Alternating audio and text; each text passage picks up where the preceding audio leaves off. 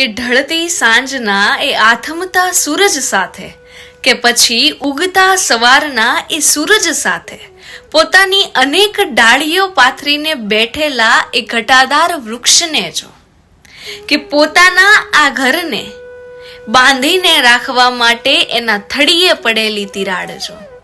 કે સરખાવ એને કોઈ ઘરના મોભી સાથે, તો એ ઘરને અકબંધ રાખવા માટે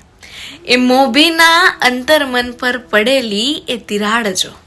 કે ટૂંકમાં કહેવાનો મતલબ એટલો જ છે કે જેમ એક વૃક્ષ પોતાને ડાળીઓને પોતાની સાથે જોડીને રાખવા માટે એના પોતાના ઉપર ભલે ગમે એટલી તિરાડો પડે